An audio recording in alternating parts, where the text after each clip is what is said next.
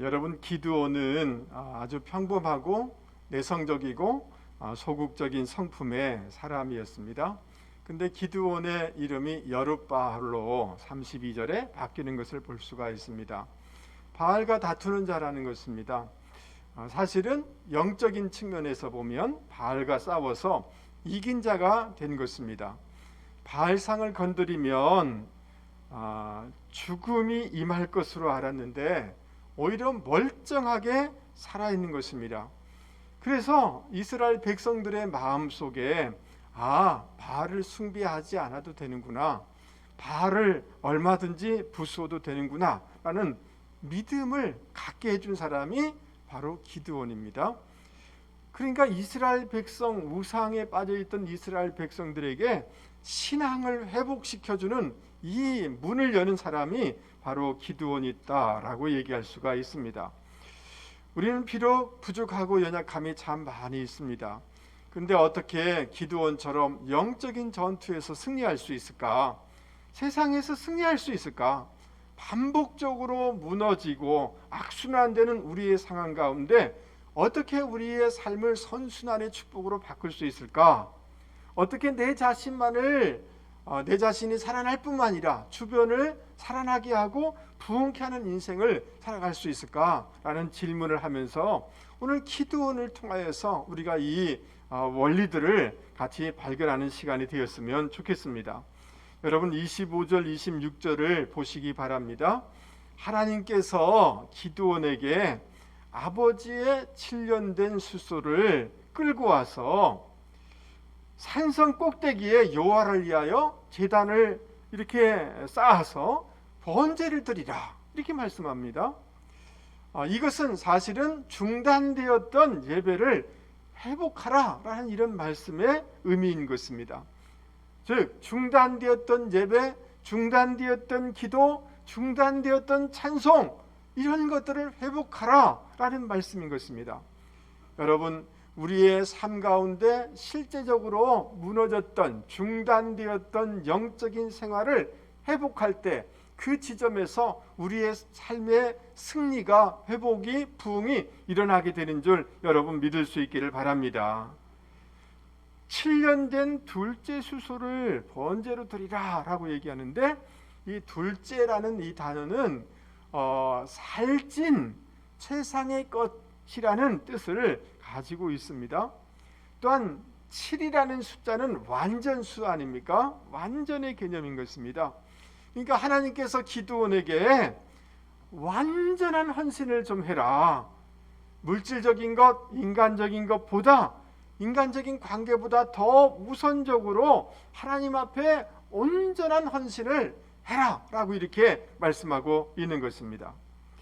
그리고 그 아버지에게 있는 바알의 제단을 헐고 아세라상을 찍어라 라고 이렇게 명령하십니다.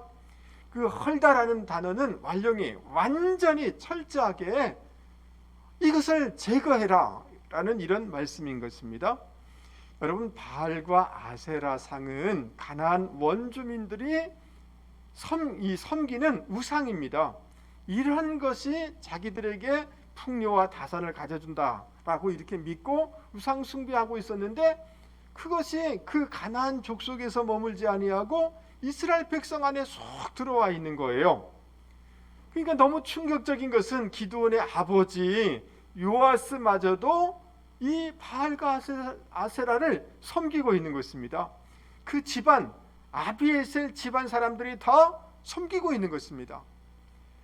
그뿐만 아니라 그 성읍에 있는 하나님의 백성들까지 이 우상을 섬기는 일이 벌어지게 된 것입니다. 하나님이 이러한 명령을 주자 이 기드온이 어떻게 반응합니까? 27절을 한번 보십시오. 기드온은 10명의 총을 데리고 하나님의 말씀대로 행하게 되어집니다. 그러나 기드온은 자신의 가족과 성읍 사람들을 두려워해서 낮에 하지 못하고 밤에 이 거사를 행하게 되어집니다. 바알과 아세라상을 제거하라. 이것이 주는 의미가 무엇일까요? 여러분, 뒤에 미디안과의 전쟁이 있을 터인데 먼저 어떤 외부와의 전쟁하기 전에 우리 내부에 있는 죄된 것을 제거하라 라는 이런 의미인 것입니다. 하나님의 은혜와 복을 막고 있는 그 어떤 죄들을, 우리 안에 있는 이 죄를 제거해야 된다. 그래야 문제가 풀어지고 승리를 누릴 수 있다라는 이런 의미인 것입니다. 여러분, 그러므로 이렇게 사람들 앞에, 다른 사람은 모를지 모르지만 우리 속에 감추어져 있는 바알상이 무엇인지 여러분, 우리 스스로 점검하고 그것을 제거해야 하나님의 은혜와 복이 우리 가운데 있게 된다는 것을 여러분 꼭 기억하실 수 있기 바랍니다. 바알이 무엇일까요? 여러분, 하나님 없이, 말씀 없이 그냥 잘 되고 풍요해지면 될 것이다, 편해지면 될 것이다 라고 하는 것이 숨겨진 우리 안에 바알일 수가 있습니다. 여러분, 그거 제거해야 되는 것입니다. 육신의 소욕, 자기가 왕이 되어서 자기 본능대로, 자기 혈기대로 살아가는 것, 그것이 바알일 수가 있습니다. 아, 나는 바알을 숭배하는 거 아니야? 그렇지 않습니다. 우리 안에 있는 이 너무나 견고한 자기의 틀, 이것을 벗지 못하고 이 틀을 깨트리지 못하는 것, 이것조차도 우리 안에 숨겨진 바알이라고 할 수가 있는 것입니다. 여러분, 우리 안에 나도 잘 의식하지 못하고 숨겨진 이러한 바알을 제거할 때 하나님의 은혜가, 하나님의 복이 우리 가운데 있게 된다는 것을 여러분 꼭 기억하실 수 있기를 바랍니다. 자, 이것을 우리가 정리를 해보면 하나님의 은혜와 복을 맡고 있는 우리 안에 숨겨진 우상을 제거하고 하나님만을 절대적으로 섬기겠다라고 하는 절대적인 신앙 고백을 하나님은 요구하고 있는 것입니다. 주님과 다른 것을 바꾸지 말아라 라고 이렇게 말씀하고 있는 것입니다. 여건이 되면, 시간이 되면, 여유가 생기면 그때 하나님을 내가 섬기겠습니다. 이것은 조건적인 거예요. 상대적인 거예요. 그 제단을 쌓아서 하나님 앞에 번제를 드리라. 그 다른 어떤 것보다도 예배를 가장 먼저 회복하고 세워나가기를 원합니다 라고 이렇게 고백하기를 주님은 원하고 있는 것입니다. 여러분, 마태복음 16장에 보면 주님께서 제자들과 함께 가이사라 빌립보, 저 위쪽이 있죠, 저 헬몬산 조금 밑에 가이사라 빌립보 지방에 이르자 주님이 제자들에게 이렇게 묻습니다. 사람들이 나를 누구라 하느냐? 너는 나를 누구라고 하느냐? 이렇게 묻습니다. 여러분, 아니 뭐 갈릴리 지역에서 얘기할 수도 있고요, 저 예루살렘에서도 물을 수도 있고 그렇지 않습니까? 왜 하필이면 저 북쪽 지방의 가이사라 빌립보 지역에 가서 이런 질문을 주님이 하시는 것입니까? 여러분, 가이사라 빌립보는 헤롯 빌립이라는 사람이 이 도시를 만들어서 이름을 지었는데, 가이사라는 로마 황제 이름 아닙니까? 로마 황제의 이름과 자기 빌립, 자기 이름을 결합하여서 그 도시를 가이사라 빌립보 이렇게 지은 것입니다. 여러분, 가이사라 빌립보에는 황제의 신전이 있었습니다. 황제를 자신들의 소테루, 주인으로, 구세주로 고백하는 이런 것이 이 가이사라 빌립보의 가치고 세계관이었습니다. 그러니까 이 가이사라 빌립보의 주인은 로마 황제라는 거예요. 로마 황제의 세계관과 가치관이, 논리가 지배되는 곳이라는 거예요. 여러분, 권력과 물질과 인간의 육적인 소유과 이 모든 것이 가장 우선적이다라고 이렇게 통용되는 이 지역에서 너는 나를 누구라 생각하느냐? 라고 묻는 거예요. 그때 베드로가 뭐라고 대답합니까? 주는 그리스도시요 살아계신 하나님의 아들이십니다라고 고백하는 거죠. 절대적인 신앙 고백을 하는 것입니다. 사람들 눈에 보기에 주님을 섬기는 것이 굉장히 초라해 보이고 진리를 위해서 살아가는 것이 어리석어 보일지라도 저의 삶의 중심은 오직 주님이십니다 라고 고백한 거예요. 제 삶에 주님을 빼버리면 저는 아무것도 아닙니다. 저는 내 육신의 소욕이 아닌, 내 편한 대로가 아닌 주님을 예비하는 삶에 내 삶의 최우선순위를 두겠습니다 라는 고백인 것입니다. 저는 주님께 소속되기를 원하고 그 어떤 상황 가운데서도 주님을 선택할 것입니다 라고 고백하는 것이 베드로의 신앙 고백 속에 담겨져 있는 뜻인 것입니다. 절대적인 신앙 고백을 한 것입니다. 따라서 보겠습니다. 절대적인 신앙 고백. 예, 이런 고백을 한 거죠. 여러분, 옛날에 보면 여러분도 자라면서 시골에서 자란 분은 이런 걸 보셨을 거예요. 동네에서 남자들이 개를 잡아먹는 것 여러분 본 적이 있나요? 예, 이런 것들이 한 번씩 있습니다. 근데 무슨 과학적인 근거가 있는지는 잘 모르겠습니다만은 개를 잡을 때 개를 메어가지고 몽둥이로 두들겨서 잡는 거 여러분 아십니까? 아주 개 패듯이, 말처럼 개 패듯이 패서 잡습니다. 끔찍해서 볼 수가 없죠.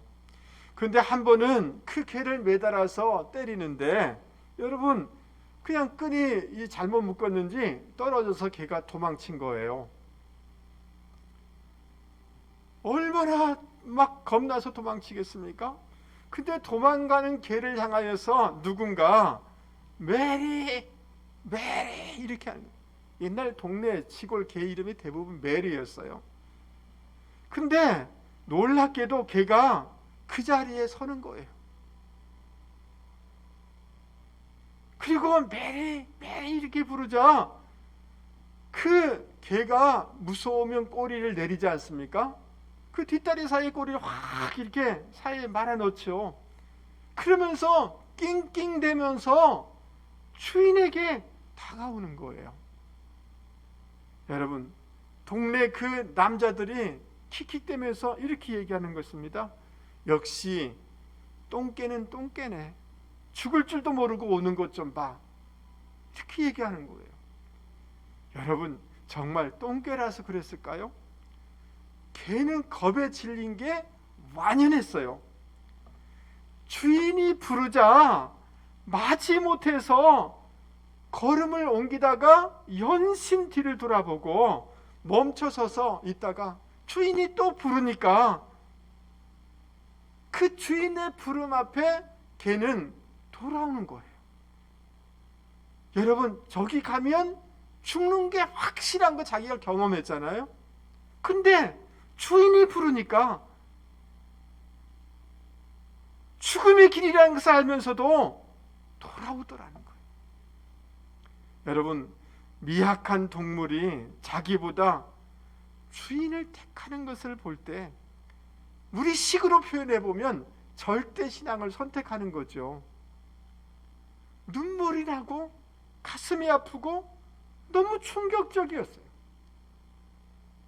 야, 어떻게 저럴 수가 있는가? 여러분, 그런데 우리 주님께서 우리를 죄에서 사하기 위하여 우리에게 영원한 천국을 주시기 위하여 사단의 권세에서 우리를 해방케 하기 위하여서 우리가 주님을 사랑하기 전에 주님이 당신의 목숨을 다 우리를 위해서 십자가에서 내어주셨습니다. 여러분, 주님은 우리에게 복 주시고 풍성한 삶을 주시기를 원하는 것, 생명 주시고 더 풍성함을 누리기를 원하시고 그 선물을 주시기를 원하시는 분이신 줄 믿습니다.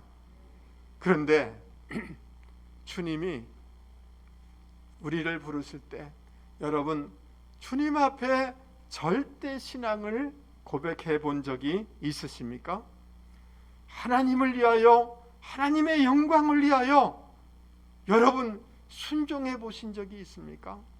여러분은 왜 교회를 나오시고 여러분은 왜 예수를 믿습니까? 예수 때문에 여러분 복 받기 위해서 오십니까? 그것은 나쁜 것은 아닙니다.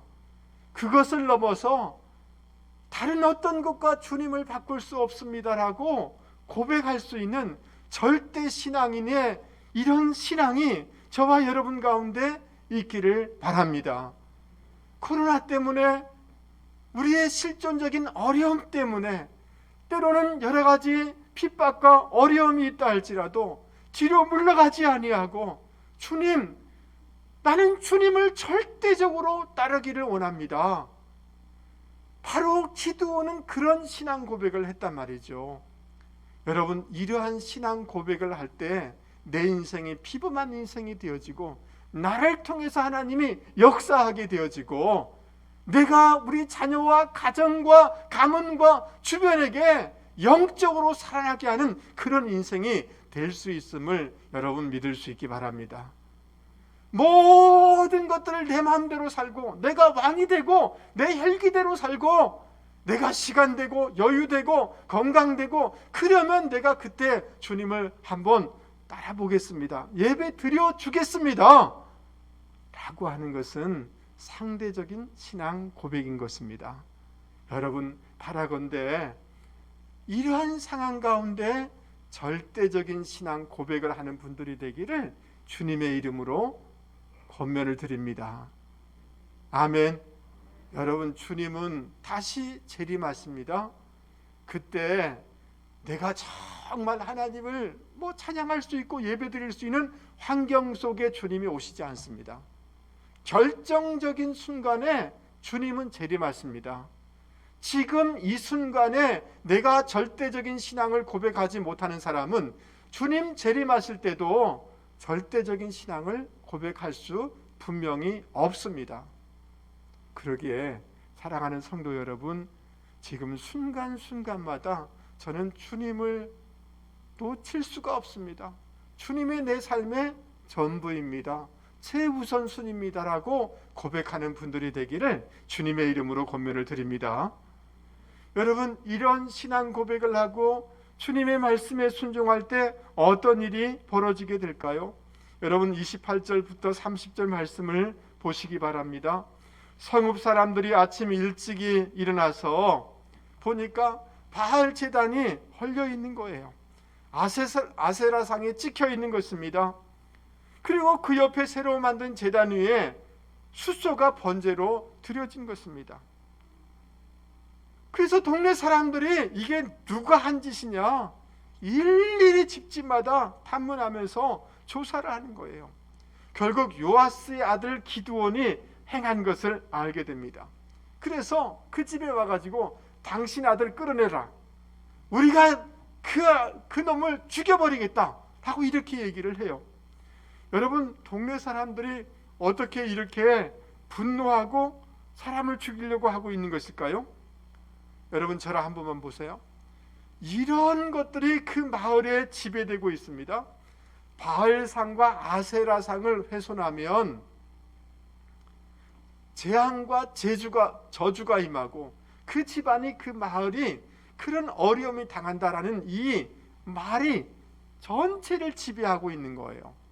그러니까 바알상을 훼손한 사람을 찾아서 죽이지 아니하면 자기들의 삶에 재앙이 있을까 봐서 지금 기드온을 찾아서 죽이려고 하고 있는 것입니다.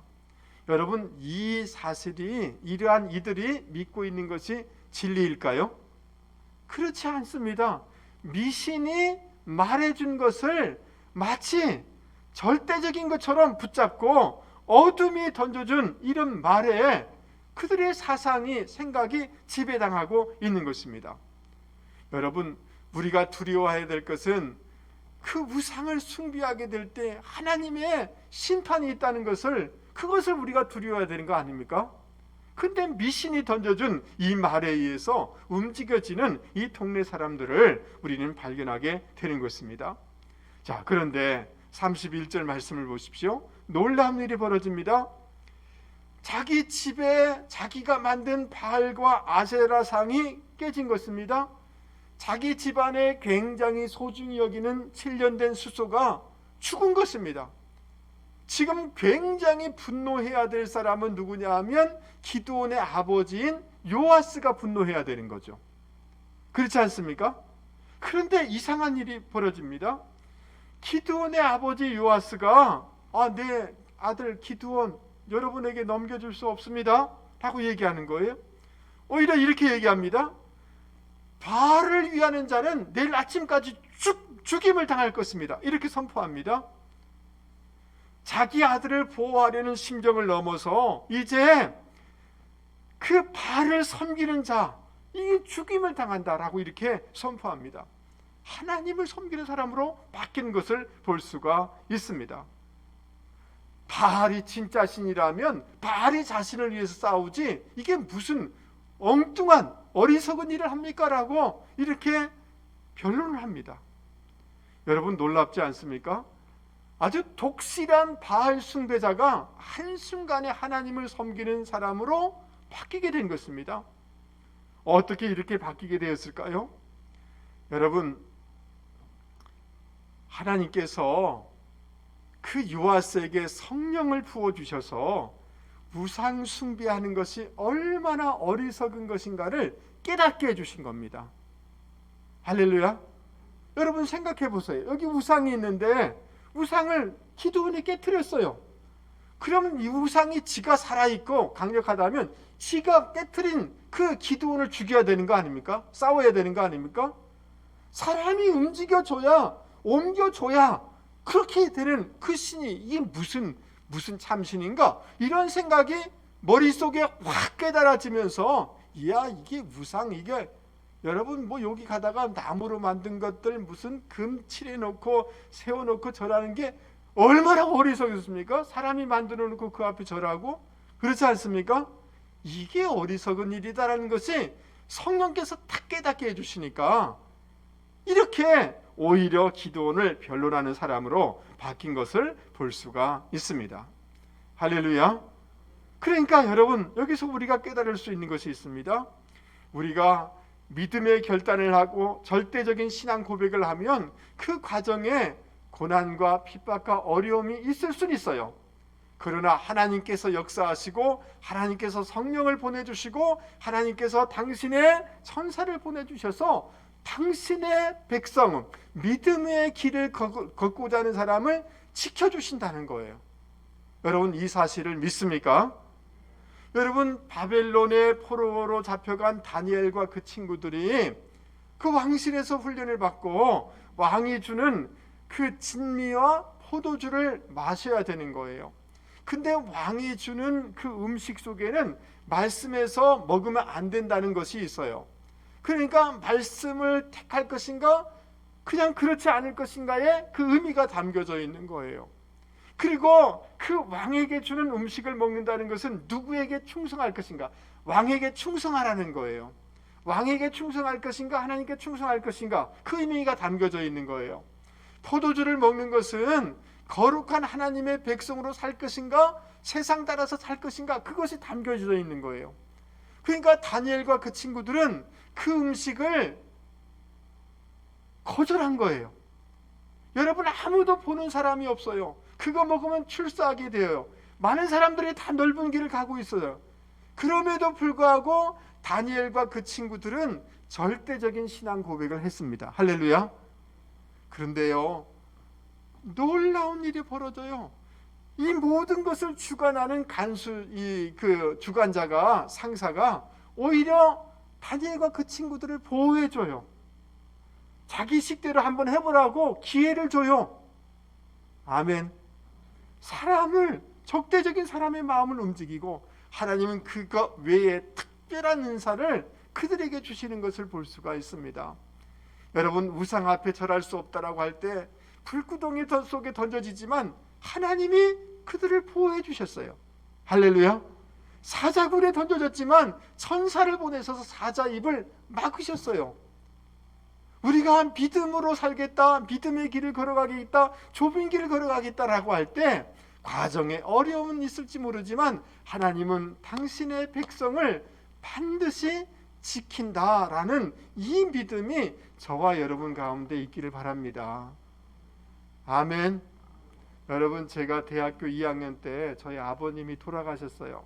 제가 이제 신앙을 먼저 가지게 됐고요. 저희 누님은 가톨릭을 다니고 있었는데 아버지 장례를 어떻게 치를 것인가. 뭐 할머니도 계시고 뭐 고모님들도 계시고, 그런데 우리는 기독교식으로 하겠습니다라고 선언을 했어요.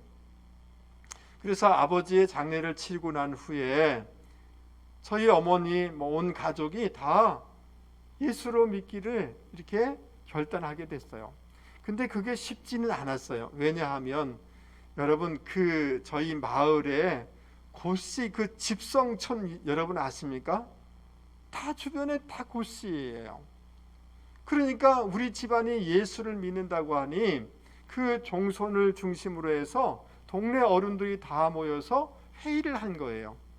아니, 우리가 제사 지내고 유교를 믿는 집안에 이런 일이 있을 수가 없다는 거죠. 그런데 회의를 하는데 여러분, 그 종손 되신 분이 저희 형님의 그 학교 담임 선생님을 하셨고 교장 선생님이셨어요. 그런데 이상하게 종손이라면 그 모든 사람들이 그 전통과 그 이 유교적인 것을 따라서 해야 된다라고 말해야 될 사람 아닙니까? 그런데 이렇게 얘기하시는 거예요. 그 많은 어르신들 앞에서 종교는 자유입니다. 그래서 우리는 좀 아쉬움은 있지만 재성인의 집은 그들이 선택한 것을 우리는 존중해 줘야 됩니다 라고 얘기를 해 주시더라고요. 그러니까 주변에 있는 좀 의식 있는 사람들이 그거 맞는 말인 것 같다 라고 고개를 끄덕여줘서 우리는 그로부터 하나님을 예배하는 가정으로 온전히 설 수가 있었습니다. 제가 깨달은 것이 그런 거예요.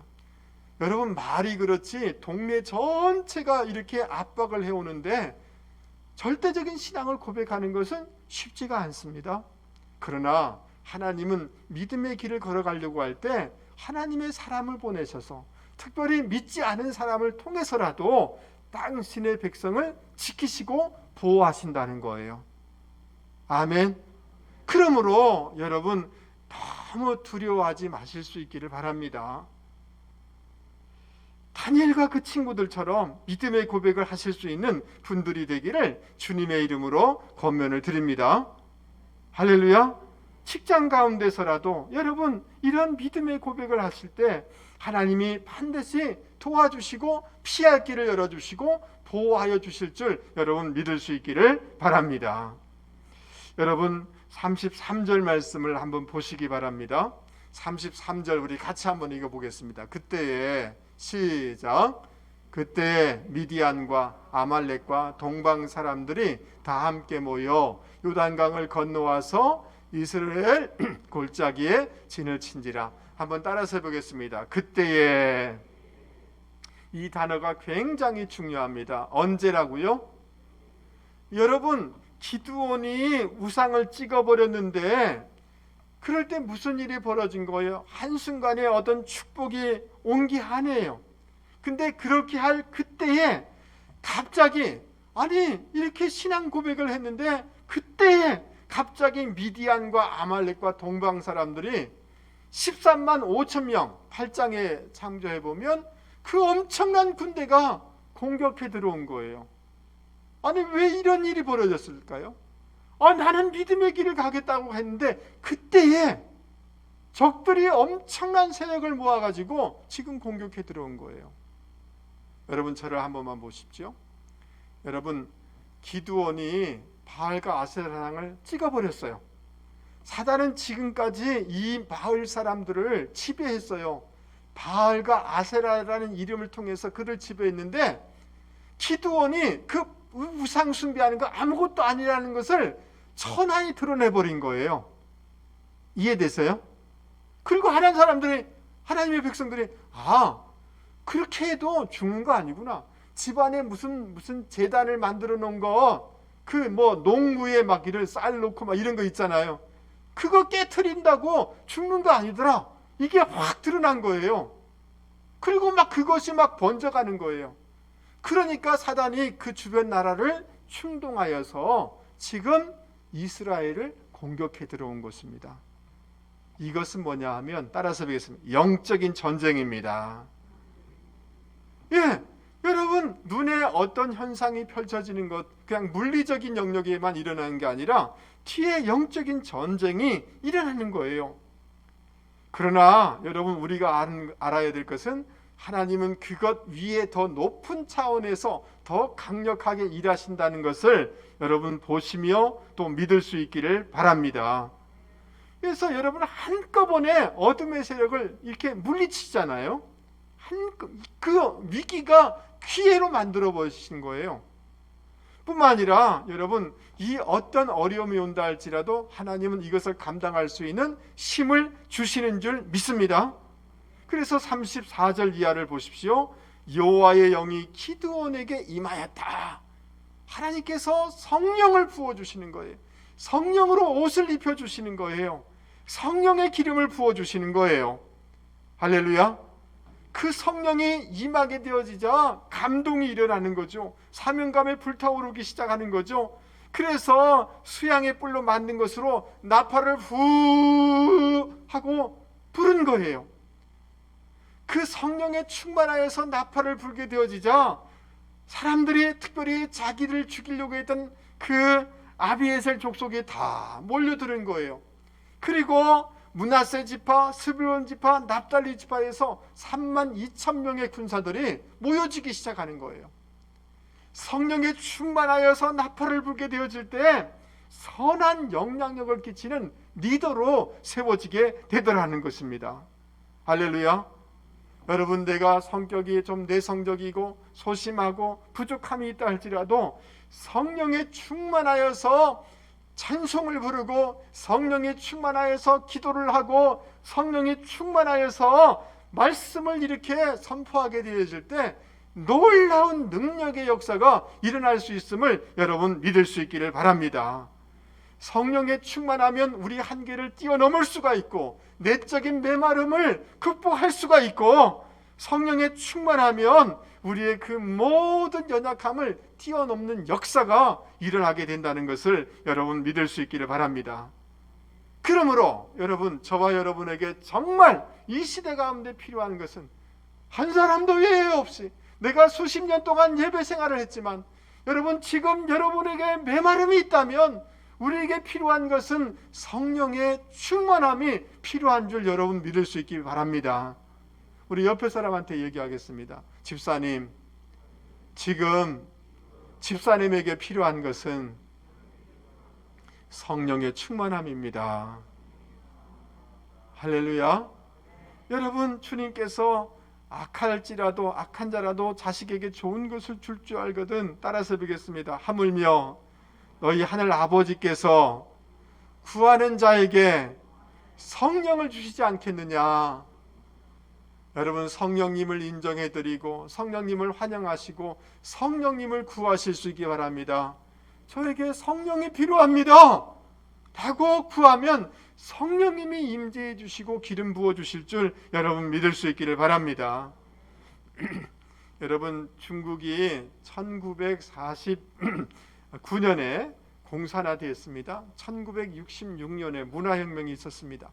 그래서 중국에 있는 선교사 다 추방당하고 지도자들 다 죽임을 당하고 교회가 다 폐쇄가 되어버렸습니다. 그래서 중공에 있는 교회는 다 없어졌다라고 생각했습니다. 근데 1978년 등소평이 개방 정책을 하지 않습니까? 중국이 문을 확 열어서 보니까 아니, 교회가 그전보다 더 많은 성도가 많은 것이 세계에 드러나게 됐어요. 예수 믿는 사람은 핍박가서 다 죽이는데 어떻게 이런 일이 벌어질 수 있게 됐을까요? 여러분, 1947년부터 1949년까지 그 중국에서 선교사로 있었던 보원 리즈라는 그 영국 의료 선교사가 중국의 예수가족 공동체라는 이 책이 있습니다. 이 책을 썼는데요. 우리나라에도 번역되어 있는데요. 그 첫 장에 그 중국이 왜 이렇게 됐는가를 알 수 있는 스토리, 이야기를 쓰고 있습니다. 여러분, 유교 이 집안에서 그 가치관 위에서 자란 칭티엔이라는 청년이 있었습니다. 그런데 이 칭티엔이라는 사람이 선교사님들이 운영하는 학교에 가서 공부하다가 예수님을 만나게 된 거예요. 그런데 예수님을 믿게 되면서 양심의 막 가책이 느껴지는 게 있는데, 그것은 뭐냐 하면 이혼한 아내 때문에 마음이 막 양심에 거리끼는 거예요. 고통이 느껴지는 거예요. 그런데 왜 이혼했냐 하면, 옛날에 우리나라도 그랬습니다마는 부모님들이 그냥 맺어준 거예요.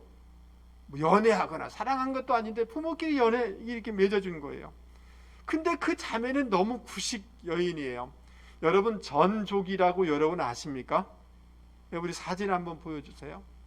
여러분, 어릴 적에 막 그냥 발을 꽁꽁 묶는 거예요. 그래서 발이 자라지 못하도록 하는 이런 구식에, 이런 전통에 물들어 있는 이런 자매예요.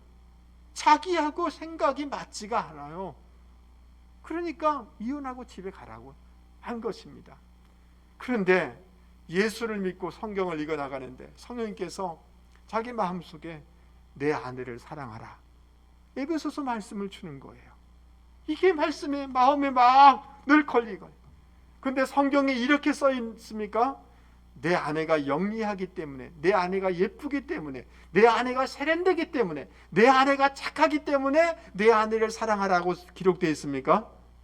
아닙니다. 내 아내를 사랑하라 라고만 써 있습니다. 맞습니까? 그러니까 이 말씀이 가슴에 막 찔리다가 하나님 앞에 순종하게 되어져요. 칭티엔 형제가 그 아내의 친정집에 가서 아내에게 용서를 빌게 됩니다. 근데 아내에게 집에 이제 가자라고 얘기하는데 올 수가 없어요. 전족을 한 사람은요, 걸을 수가 없는 거 여러분 아십니까? 걸을 수 없어요. 근데 중국 사람들도 우리 한국하고 비슷하잖아요. 아내를 등에 업을 수가 없죠. 그 체면의 말이 아닌 거죠. 그런데 그 자기 아내를 업고 24km를 걸어서 온 겁니다. 그리고 자기 집의 문을 여는 순간 성령께서 강력하게 힘내신 거예요. 그 칭티엔과 그 아내에게 성령의 충만함에 은혜를 베풀어 주신 거예요. 그래서 막 눈물로 기도하고 그런 거예요. 여러분, 이 부부가 나중에 자기 조상들로부터 받은 땅들을 한 600평씩 한 500여 사람들에게 나누어 줘요. 그것에 교회를 세워가지고 예수 가정운동을 펼치게 되어지는데, 이 두 부부가 예수 믿는 이런 운동의 지도자가 된 거예요. 중국에 핍박이 있지만 이런 삶을 살아나갈 때 예수 믿는 사람들이 기하급수적으로 번식할 수가 있었던 거예요. 할렐루야. 여러분, 우리가 말씀에 순종하면 성령의 충만함의 역사가 우리 가운데 있게 되는 줄 여러분 믿을 수 있기 바랍니다. 성령에 충만하면 그 어떤 핍박과 그 어떤 환경도 이겨나고 돌파하게 되고 승리하게 되는 줄 여러분 믿을 수 있기를 바랍니다. 할렐루야. 여러분, 36절부터 40절까지의 말씀은 기드온이 하나님, 나를 통해서 이스라엘을 구원하실 계획이 분명하시다면 증거를 보여주세요 라고 하면서 요구하는 거예요.